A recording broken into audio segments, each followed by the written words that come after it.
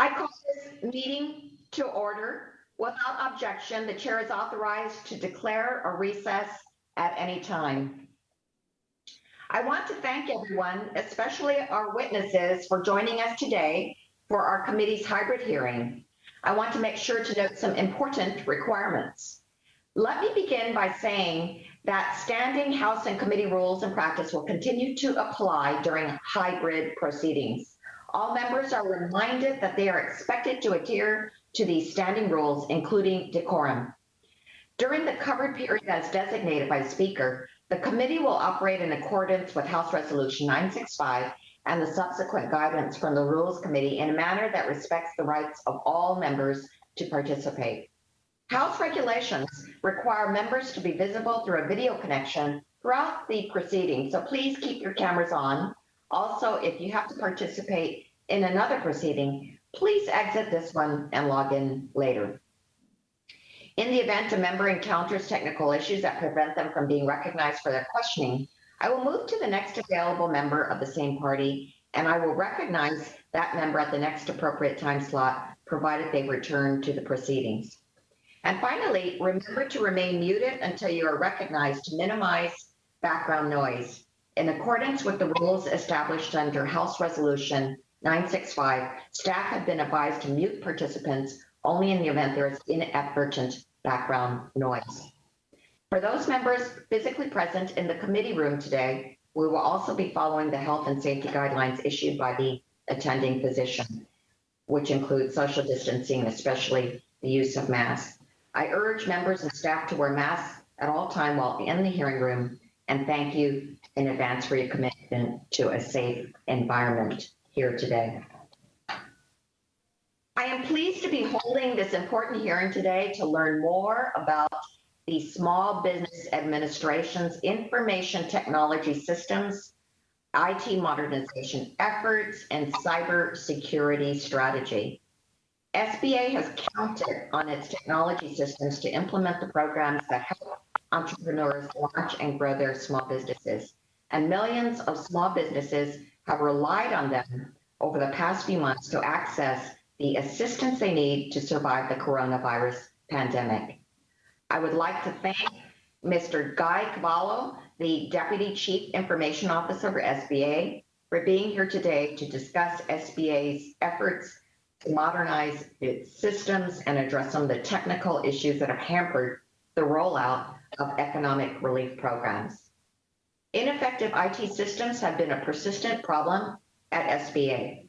While significant progress has been made to upgrade the system in recent years, the magnitude of the pandemic has demonstrated the need for more modern systems that are safer, faster, and more efficient at delivering services to America's small businesses. 6 months after the first confirmed case in the US, our country remains in the grips of the coronavirus pandemic. Small businesses have relied on Congress and SBA to help them survive the necessary state-ordered public health lockdowns, restrictions on operating capacity, and significant revenue losses resulting from our fight to contain this virus.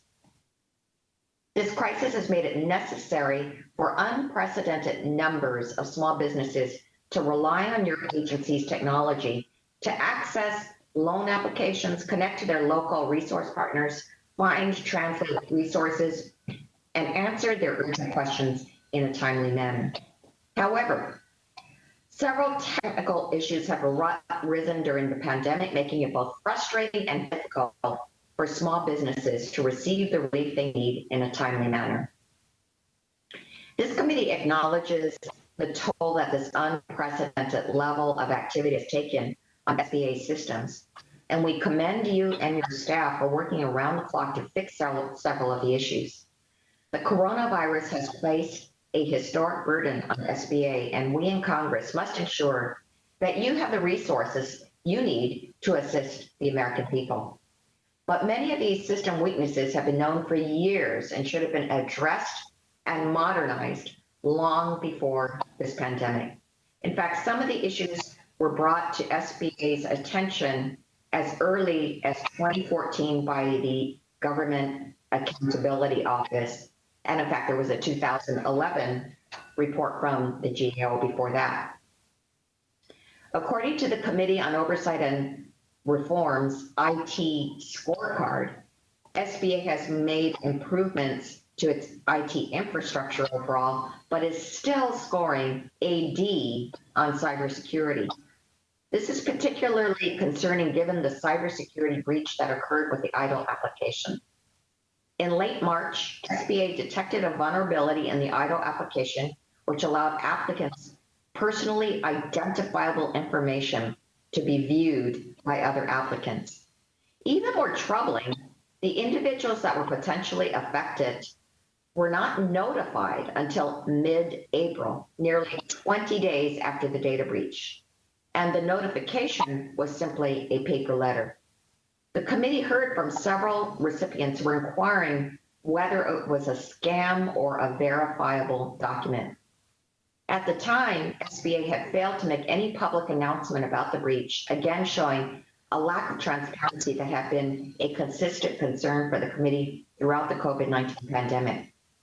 Affected businesses lost their place in the queue, were forced to reapply, and then were shut out of the program when SBA inexplicably limited applications to only agricultural businesses. We recognize that your office was not directly involved in those decisions, but they demonstrate the tremendous downstream impacts faced by small businesses that were affected by the initial IT system failure. Other problems that arose during the pandemic were related to SBA's loan processing system, eTran, which is a legacy system that SBA had planned to replace in an effort to modernize its IT infrastructure. The issues concerning eTran are not new.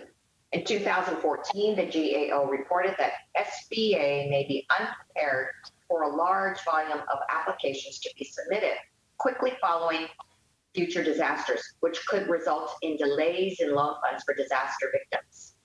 And in this report, SBA actually stated that eTran would be replaced by 2015. However, in 2020, SBA is still relying on the same system.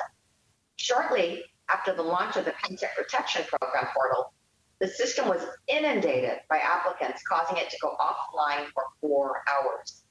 The system then crashed again a second time when the PPP portal reopened in late April. While we recognize that SBA quickly increased bandwidth to increase the system, to address the system crashing both times, the agency cannot rely on a system that is incapable of meeting high demand in a crisis. The committee plans to explore what steps must be taken to improve SBA's IT systems moving forward in order to prevent these issues from reoccurring should Congress reauthorize or authorize further small business assistance as we continue to fight the virus, or if a natural disaster should strike and compound the stress on SBA's systems. It's imperative that SBA's technology systems be modernized to meet the demands of the 21st century.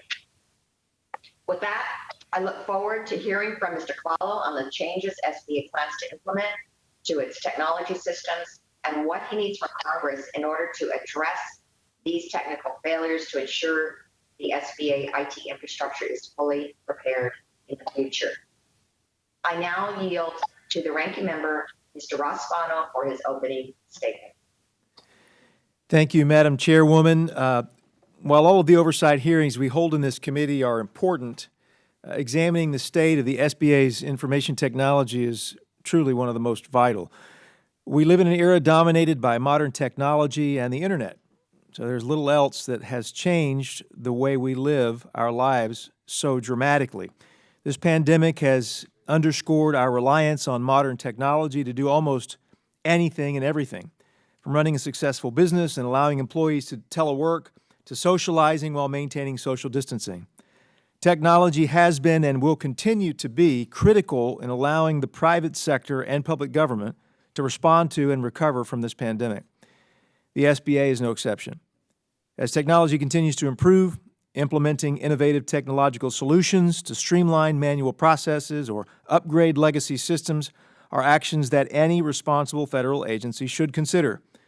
Once these new technologies are deployed, it is imperative that the agency ensure they are secure, operational, and meet mission objectives. For instance, the SBA's decision to move from mail-in, paper-based application processes to online loan and contracting applications certainly has advantages for both the agency and the participant. Unfortunately, it also comes with a host of other challenges. For instance, vulnerability to computer bugs, data breaches, and cyber attacks. As has been widely reported in the news, the technological systems supporting the Paycheck Protection Program suffered from a number of these mishaps. Reports regarding the Economic Injury Disaster Loan Program have not fared well. While the EIDL Advance program intended to provide emergency grants to small businesses within 3 days of their application being filed, the SBA took nearly 6 weeks to approve less than 1% of the total application backlog. Even though I appreciate the SBA's recent efforts to meet the surging demand, reports show that little more than a third of the amount Congress authorized to support the EIDL program has been approved. Adding insult to injury, a glitch in the EIDL portal led to nearly 8,000 EIDL applicants' personal information being compromised, including Social Security numbers, birth dates, and addresses. I cannot overstate just how dire the situation is for small businesses everywhere in this country, including in my own district. They need these funds now. And if technology is the solution or the problem, we need to take appropriate action immediately. Addressing the issues with SBA's loan programs is not the only reason why I'm interested in hearing from you today, Mr. Cavallo. As the SBA continues to invest in new technologies, it's imperative that the agency ensures that the investment was worth it, that the outcome achieves the intended goals. The SBA has made some questionable IT investments into its contracting and business development programs, making various attempts to streamline application processes and enhance staff oversight and management of these programs. Unfortunately, we've seen some of these investments fail in the past. And I understand the SBA is now investing in a new technological initiative called certify.sba.gov, to which over $27 million has already been spent, but the system has not yet fully realized its intended purpose. Indeed, according to the Committee on Oversight and Reform's December 2019 Federal Information Technology Acquisition Reform, or FITARA report, the SBA received a C grade for its IT portfolio management, indicating that the Office of Management and Budget found the SBA demonstrated poor management of commodity IT spending and alignment with agency mission and business functions. Also deeply troubling is the D grade that the SBA received in the FITARA report for cybersecurity, indicating severe deficiencies in cybersecurity measures taken by the SBA. I understand that we live in unprecedented times and the wheels of government often move slower than the pace of technology. However, we have to strive to do better and be better. Small businesses across the country depend on the SBA to get it right, and we must do all we can to ensure the agency's success. Thank you, Madam Chairwoman. I yield back.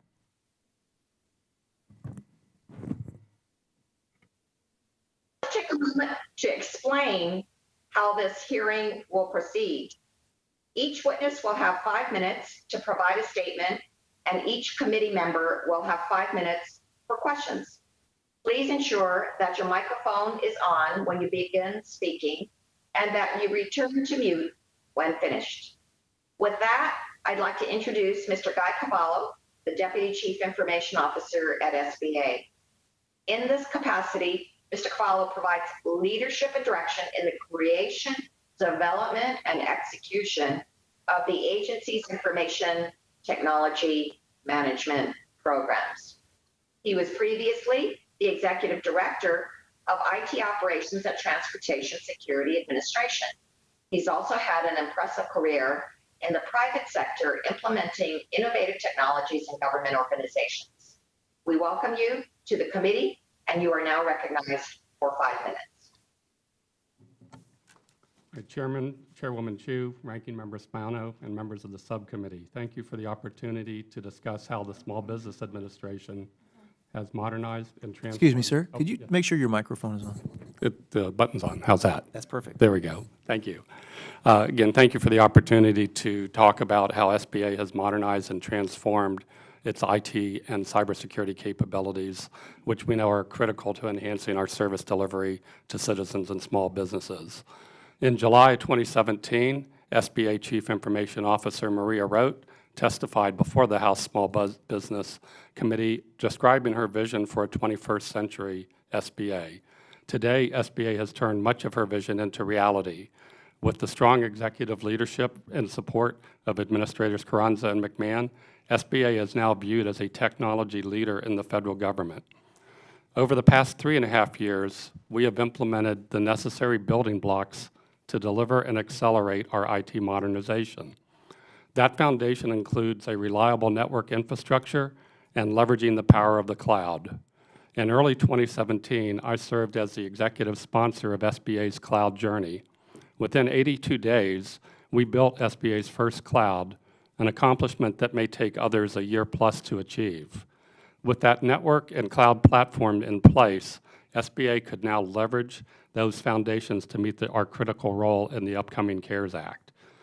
Having SBA's cloud operational and leveraging commercial cloud services to support our modernization efforts were critical in our overnight move to nearly 100% telework status for the SBA staff, and for the thousands of surge workers who may never work in an actual SBA office. I also want to highlight that one of the most significant benefits of moving to the cloud has been the tremendous improvement in our cybersecurity protections. For example, since April of 2018, our security team has partnered with DHS to take down 1,380 malicious websites that we uncovered by stopping phishing attempts into SBA. Now, based upon our enhanced cybersecurity capabilities, we conducted 2 pilots with DHS to validate the cloud protections. Our pilots on the Trusted Internet Connection and the Continual Diagnostic and Mitigation programs allowed us to successfully demonstrate alternative ways of meeting the goals of those programs. And our results led DHS to modify the federal security policies for those programs. In addition to those cybersecurity capabilities, we leveraged the cloud to build new CARES Act solutions, including a new portal for the $10,000 EIDL advances, a front end to the lender gateway for banks to access the E-Trans system, an updated Find a Lender tool to display eligible lenders of the PPP program by zip code, and a new customer service hub for better tracking all the millions of citizen requests we receive. All of these new solutions were implemented within 8 days or less. My team worked round the clock to make sure that we had these in place as fast as possible. We also accelerated implementing GSA's login.gov Common Identity Management solution, which allows a small business to use one set of credentials when accessing any SBA system or any other government portals that adopted login.gov. However, I do want to acknowledge that until these new systems were in place, several of the legacy systems did experience outages and slow response times from the overwhelming demand. For example, the Disaster Loan Access Portal began suffering outages due to the demand exceeding its capacity. Within a day, we implemented a replacement interim cloud solution to intake loan applications until the final replacement EIDL rapid intake portal was ready. However, while making multiple system changes in the middle of the night in such a short time, a mistake was made in one of the system's configuration, which accidentally exposed PII data for some individuals. Within 3 hours, we discovered that exposure and quickly fixed the problem. And to support the potential exposure of those individuals that may have been exposed, we have offered free credit monitoring services. There is still much to do, but the positive steps taken over the last 3.5 years have positioned SBA to be able to continue modernizing our legacy systems.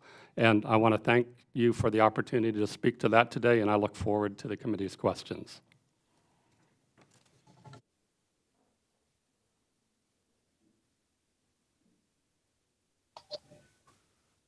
Thank you, Mr. Cavallo. I will begin by recognizing myself for 5 minutes for questions. Mr. Cavallo, it wasn't just a few persons who had their data exposed. It was 8,000 individuals. There were so many egregious things that happened in that situation where idle data was exposed, that the data of small business owners who were trying to get relief from COVID-19. And it caused SBA to tell the applicants to reapply. They lost their place in line, and the applications were subsequently closed to anyone who wasn't in the agricultural industry. So, Mr. Cavallo, how did this breach happen, and what specific steps did SBA take to fix the issue that caused the data breach? Also, the breach occurred on March 25th. Why did it take until April 13th for SBA to notify these small businesses who may have been affected? I want to thank you for asking that question. First of all, I want to clarify that we did not suffer a data breach. We suffered a data exposure. The big difference is that there was no data break-in, any download of data. They're both serious, but a potential data exposure is quite different. I said that we were not breached. I can tell you how it happened. My staff was working round the clock, pulling all-nighters, trying to get the new loan portal set up as fast as possible. A human error was made at 6 a.m., which caused the potential for that exposure to occur. And within 3 hours, we implemented taking the portal down and limiting the exposure. We followed our standard procedures for dealing with a PII exposure, which means we reported it immediately to US CERT within an hour. We convened our executive response team on March 29th. That team decided to make sure that everybody that was potentially a user during those 3 hours would receive credit monitoring services. And then, we don't have in place a contract to pay for credit monitoring services, so we had to go to GSA to compete the credit monitoring services, which we did on the March 29th and 30th. Once that was awarded, we brought the vendor on board. They reviewed the logs and found that there were some logs that we didn't have valid addresses and information, and then they were able to issue the letter on April 13th to those individuals offering credit monitoring, free call center, a call center to be able to call toll-free and provide support. I would have liked that to be faster, but that was how it took that period of time to get there. Well, what it shows is that there clearly needs to be improvement in SBA's IT. And I noted that there have been GAO reports since 2011 expressing concern about this. And then GAO did another report in 2014, which said that SBA was not prepared for large volumes of application that could come in after a disaster.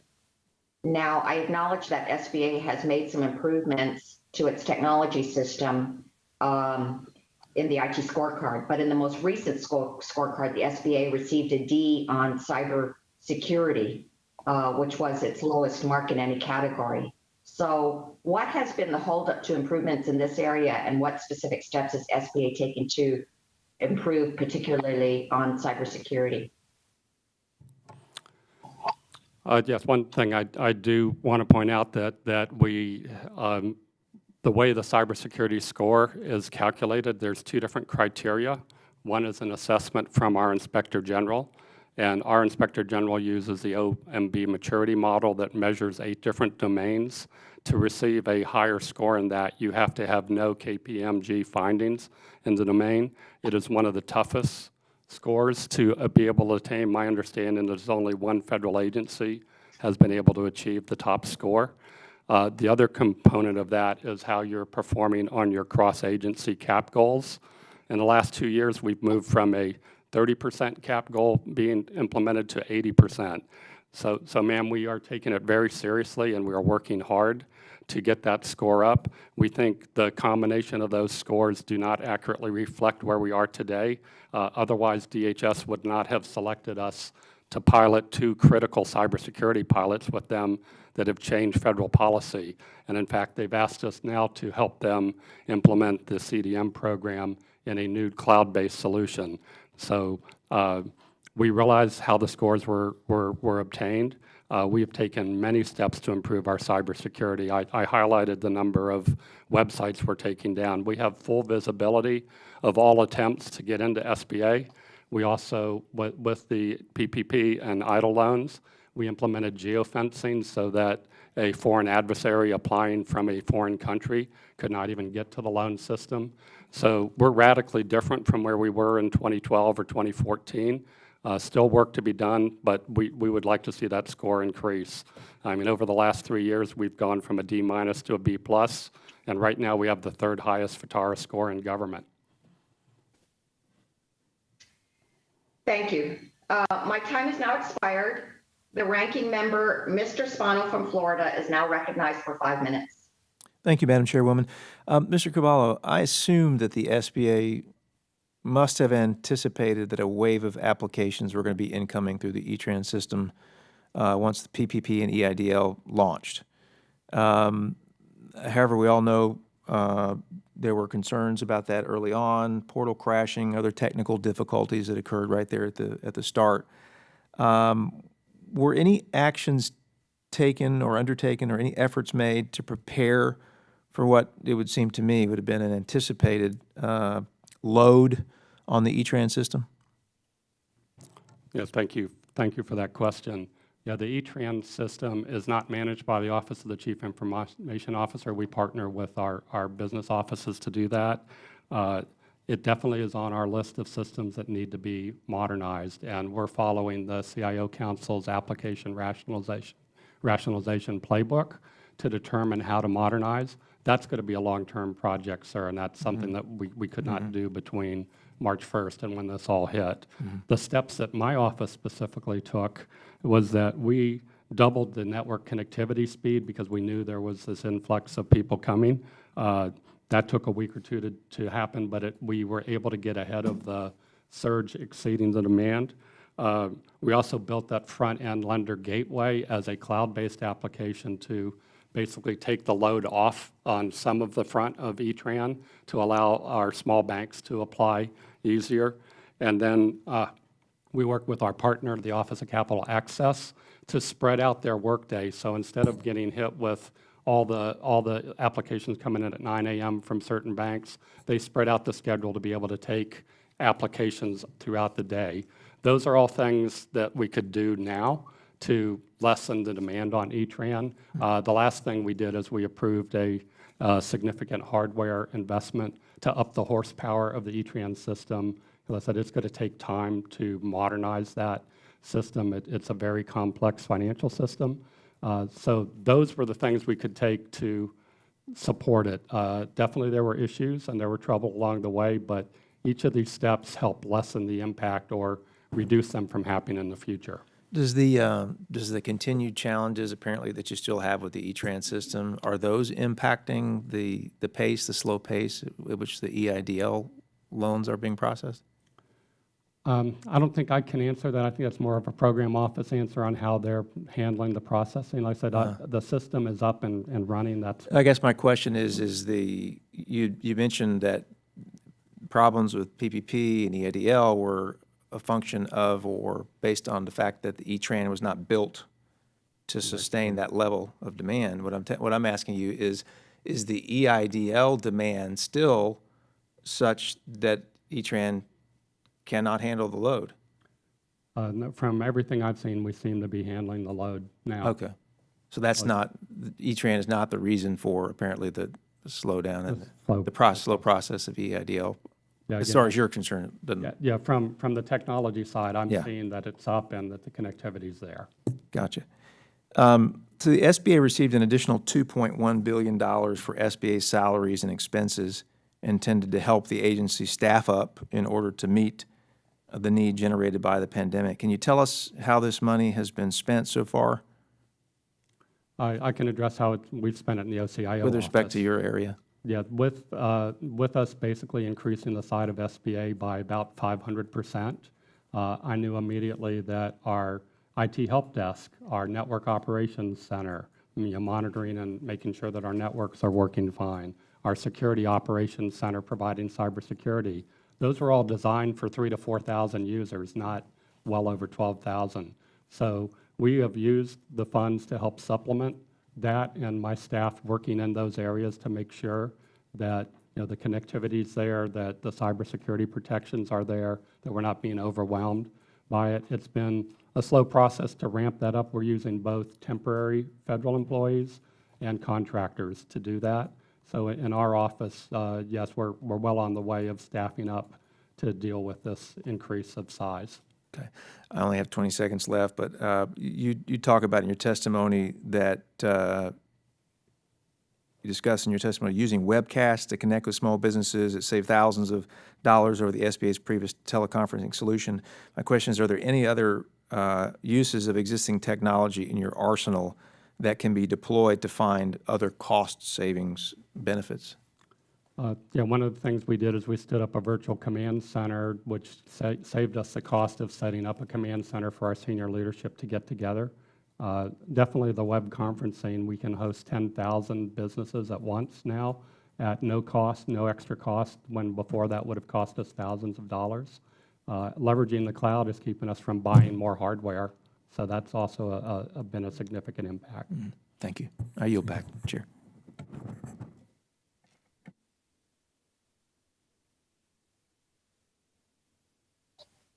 Thank you. The gentleman's time has expired.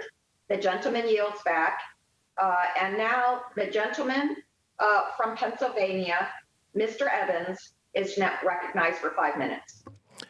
Thank you, Madam Chairperson and Ranking Member.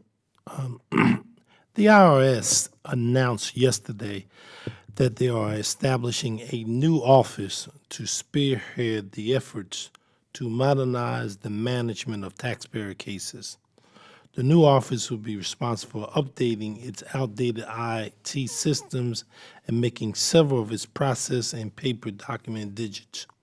Would the SBA consider a similar strategy to bring the IT system, infrastructure, and management of documents into the 21st century? And would the Office of the CIO be well suited to implement this strategy? Yes, thank you for that question. We as an agency, we have adopted the Federal CIO Council's application rationalization playbook. To put that in non-CIO terms, you basically have a methodology to look at each information system and decide, are you going to modernize it where it is? Are you going to move it to the cloud? Or do you need to rewrite it, or do you need to shut the system down? So we are going through our major applications, looking at that first before we start spending money just heading down a modernization path without having a clear direction.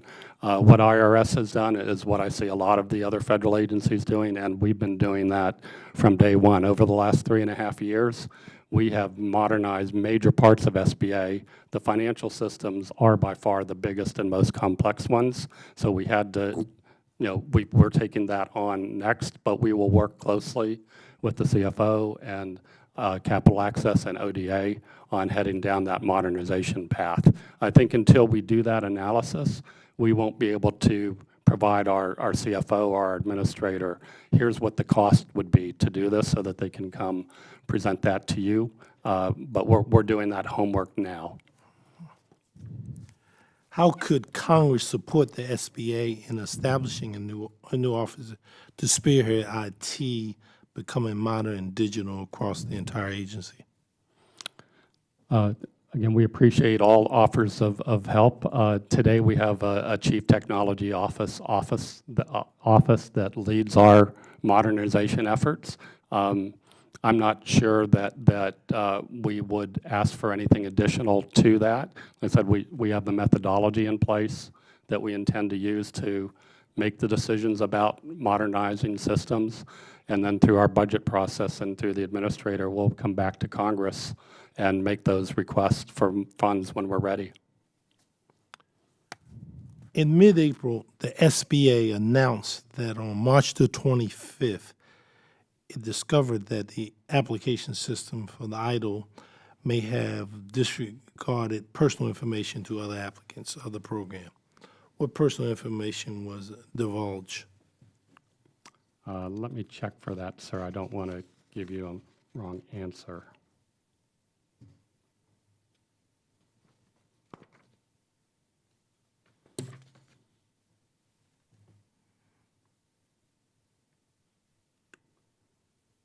Looks like I don't have that information with me. There was a formal report that we filed with US CERT, so I can supply that information with you as a follow-up. Okay, no problem.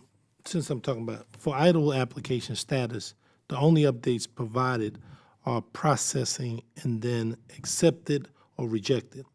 This has caused severe stress for small business owners in my district who have great difficulty checking the status of the application.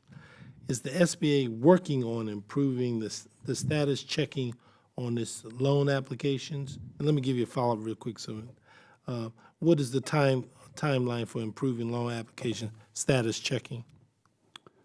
Again, the Office of the Chief Information Officer does the enterprise networking and connectivity infrastructure. What you're asking about is a program office decision that is run by the Office of Disaster Assistance. Right. So I can't answer that for them. Okay. Real quick, I think I'll yield back to the chair. Meantime. Thank you. The gentleman yields back. And now the gentleman from Tennessee, Mr. Burchett, is now recognized for 5 minutes. Thank you, Chair Lady, Ranking Member. 86% of the PPP loans in Tennessee, in the 2nd District where I represent, are under $150,000. Do you know how many of those are nationwide and the amount, total amount that would be? No, sir, that's something that I would not have in the Chief Information Office. How would I go about getting that? We can provide that from, right. from our business offices that would have that up-to-date data. Great. If y'all could send that to me, that'd be great. And I've been hearing some complaints the E-Trans system's too complicated, especially for those who are new to SBA lending. What can the SBA do to make its public-facing technology systems more user-friendly? Again, a very good question. It's something that my team is dedicated to do. A lot of the new programs that I highlighted that we implemented, especially for the CARES Act, are much easier to use than the legacy systems. And whenever we can, for something like E-Tran that we can't modernize overnight, what we're trying to do is put a new front end in front of it so that the small business owner or the citizen is able to more easily interact with the system. We were able to do that successfully for a number of these programs. Right. Overall, it is a major initiative to improve the customer experience for any SBA user. I mentioned earlier that we've moved to login.gov, which is a common way of that GSA provides to federal agencies, where before in the past, if you logged into separate SBA systems, you might have to fill out your company's information over and over again. Again, we're taking steps to eliminate that and use more of these common platforms so you have one identity. Okay. Do you feel that the SBA has the capacity to manage all these new lenders moving forward? Again, from the CIO's office, we've been able to absorb the 500% increase in staff and support the systems. The program offices that actually work with those lenders, so they would be better able to answer that question, sir. Okay. All righty. Thank you very much. Okay, at this point, the gentleman yields back, and at this point, all the members present have asked a question. So we actually have time for a second round of questions. Please be present if you would like to go a second round. I will start by recognizing myself for 5 minutes. Mr. Cavallo, when we arranged this committee hearing, we discovered that your office of the Chief Information Office only oversees 37% of SBA's IT program.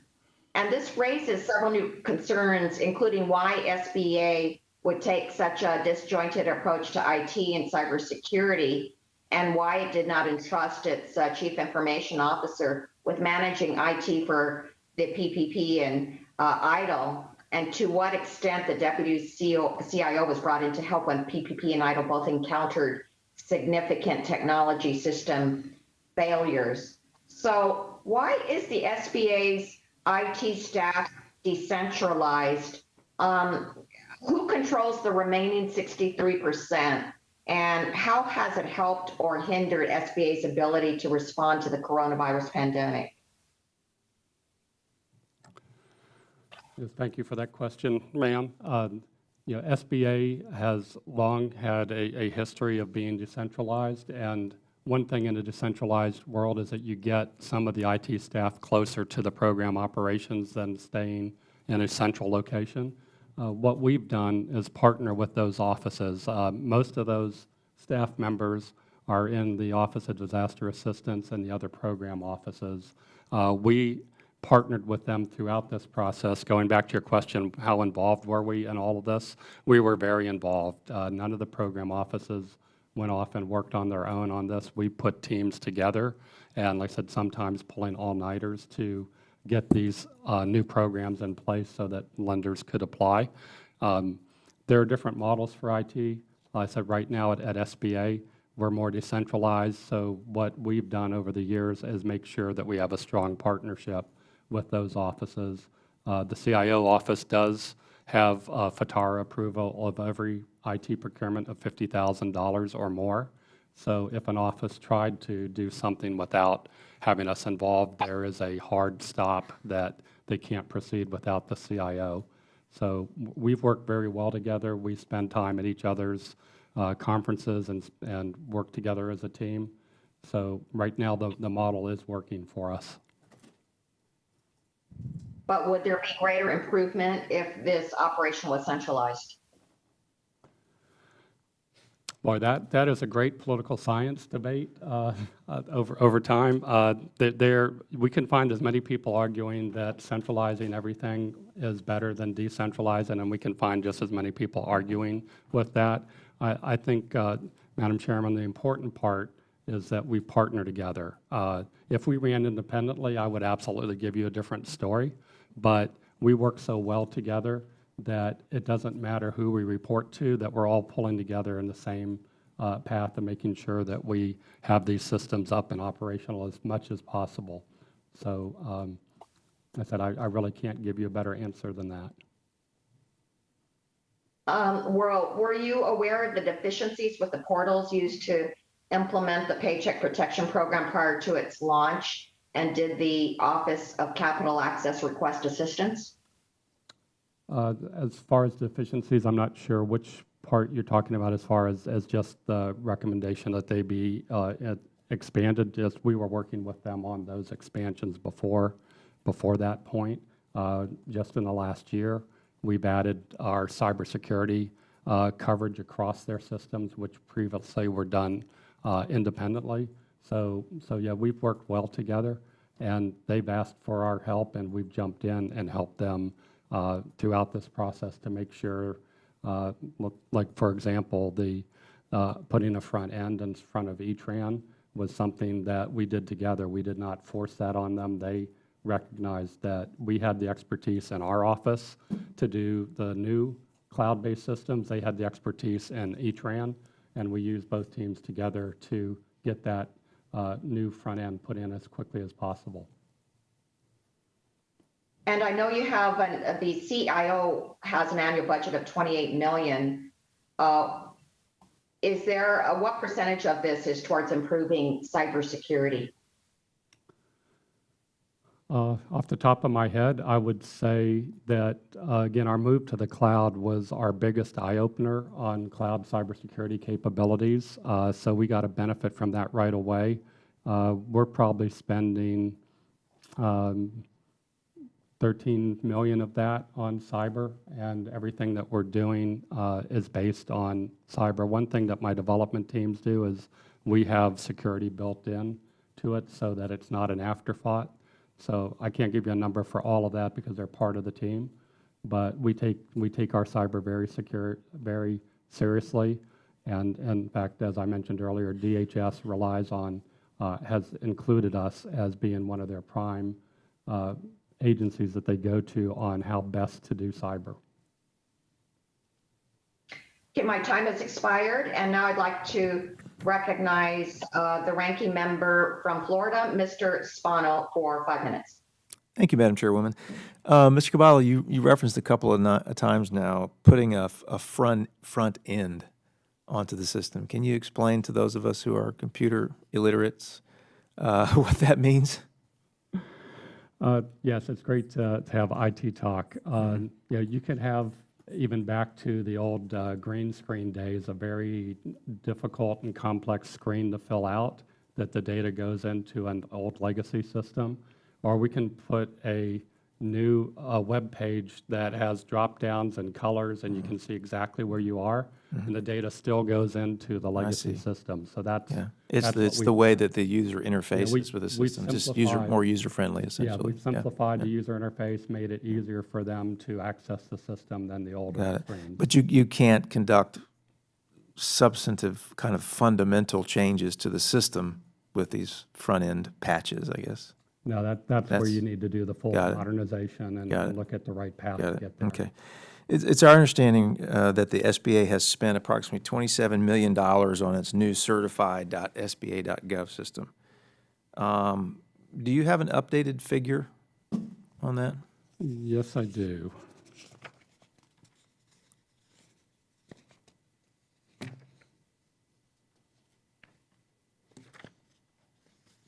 If I brought it with me.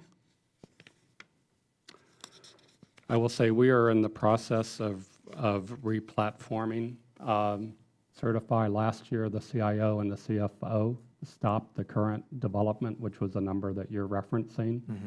It was custom coded, so it meant that everything had to be written from scratch, and the decision was made that that was not a path to continue down. And what we've done in the last, since November, we've spent $3.5 million to rewrite the WASB program and HubZone are the first two out on software as a service, which simply means instead of writing every line of code to be a database or to be that screen, we leverage the power of pre-existing software. So we just launched the new WASB version last week using that software as a service. It's a platform that we're using across SBA to do our citizen reporting. The ODA team is using it for their disaster portal. So instead of being a standalone custom-built application, we're moving Certify to a common platform that will give us a 360-degree view of all of our interactions with customers. So we're in the middle of that rewrite. And prior to the Certify system, there was another system that kind of went south, from what I've heard. And now it seems like this one, we were using it for a while, and now we're doing main wholesale changes to it, seems, based on your explanation there.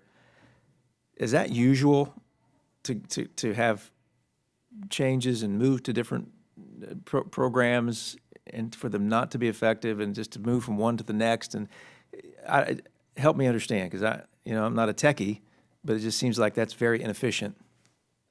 No, so that's a great question. It's all a factor of time.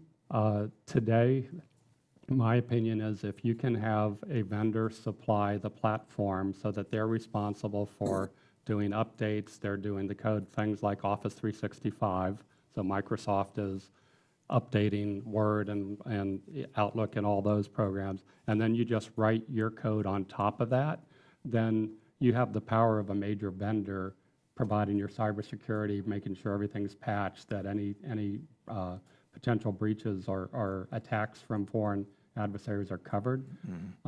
Moving away from custom code to that is absolutely something I would do 100 times out of 100 times. But that's not what we're operating under currently. Well, we're doing that in-house? The new Certify program that we just launched last week. It is moving. That is on this new platform. I see. Like I said, we only have WASB as the first one out of the gate. HubZone will be next. But yeah, the rest of the program has a long legacy. Okay. So let me get your assurance as much as you can give it to me, sitting here, based on the fact that we've kind of failed here a couple of times now at this. Do you feel confident that this new way forward is actually going to work, like we intend it to work? Yeah, And it's going to be an appropriate, responsible investment for the American taxpayer. I said from a technology standpoint, getting out of custom code, whether you put it in the cloud or whether you kept it on premise, absolutely is the right direction to go today. The legacy systems that are all custom code are what's keeping agencies up at night. So I think we've made the right choice and we're heading in the right direction. The Office of Disaster Assistance has 2,500 users already in the new system. So I think what we're seeing differently, instead of being its own standalone system run just by the GCBD office, we're seeing more buy-in to a platform across the SBA offices, which helps us break out of silos of data where if you asked our offices, can you give me data for my district, we actually have to go to different systems to give you that data. Where we're headed to is that will all be a very simple common so that one office knows what your citizen did versus another visiting another office. I see. Thank you. Madam Chair, I yield back.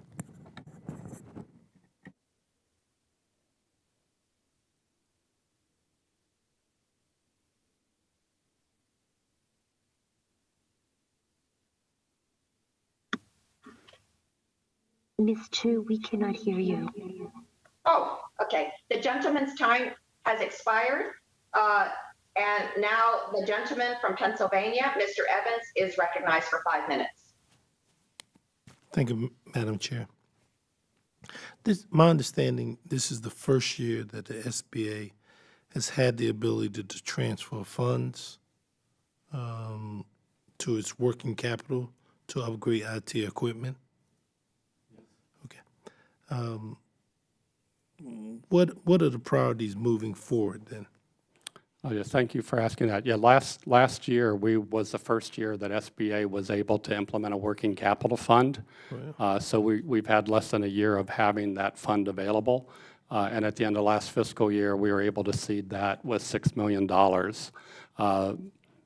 We've set up a governance model at SBA where the CIO and the CFO manage that working capital fund. The office has made proposals. While you're at it then, can you tell me in addition, what has SBA done with that $6 million then? Yes, we've made priorities to most of it is going towards modernizing systems. Part of it went to modify the Certify system. We've also put part of it into updating and modernizing the EDMA system. So there's about 4 or 5 different areas. Sir, we did not use it to buy any hardware. We just everything that was put into that fund, we have dedicated to modernizing new systems. I don't know how the end of the fiscal year will end up if we get to supplement that with another influx of money, but right now that's 2-year money. So the programs that we started this year, if they need to go past the fiscal year, we also were counting spending some of that $6 million to keep them going until they're finished, like the EDMIS program. But like I said, this was the first year of the agency having that fund. My understanding, when the Paycheck Protection Portal was launched, the e-transfer system where lenders submitted borrower applications went offline for as long as 4 hours. But on April 27th, upon reopening, the PP portal crashed again. I heard from many lenders, you can imagine, in my home city of Philadelphia about the frustration in using this system, which caused them much stress. How did the Office of the CIO work with the Office of Capital Access to recidivize the issues and relaunch the system? Sure. What I mentioned earlier is that one thing that we saw was that the amount of users hitting the traffic from outside was growing tremendously. So we increased the bandwidth connectivity to it so that would not be a limiting factor. And we put in, wherever we could, a new front end to make it easier to access the system, like the lender gateway. There were hiccups along the way because you have a very legacy system and you have brand new system that, I believe we figured out through this time, and it should be much easier and better now, but definitely there were hiccups in the early days with the tremendous volume that we were facing. So how successful do you think you have been, if you had to kind of rate it in terms as a result of you revisiting it? I think for an agency the size of SBA to respond to all that we've responded to, that I can't commend higher my staff and the other program offices staff for stepping in. We know that we've talked about it throughout this meeting. In the early days, the first week or two or three, there were significant problems, but everybody jumped into it. So I would give us a pretty high rating today. I thank you. I thank you, Madam Chair, and I yield back the balance of my time. Well, thank you, the judges, and now all members have asked their questions. So I would now like to close. And I thank you, Mr. Cavallo, for your testimony today on SBA's technology systems, IT modernization efforts, and how it's addressing its cybersecurity issues. While I understand that the demand on these technology systems is unprecedented, several of these issues were preventable. SBA needs to have an IT infrastructure in place moving forward that can scale and respond to the high volume of applicants in need of support during COVID-19. Several of the technical issues that arose affected the ability of small businesses to access loans, and the complicated and difficult process of applying placed another unnecessary burden on small businesses that were already struggling to stay open. The committee looks forward to working with you in the coming months to address these technical issues and make sure they are working effectively so SBA can implement its programs effectively and meet the needs of millions of small businesses that are relying on you to help them stay afloat. I ask unanimous consent that members have 5 legislative days to submit statements and supporting materials for the record. Without objection, so ordered. And if there is no further business before the committee, we are adjourned.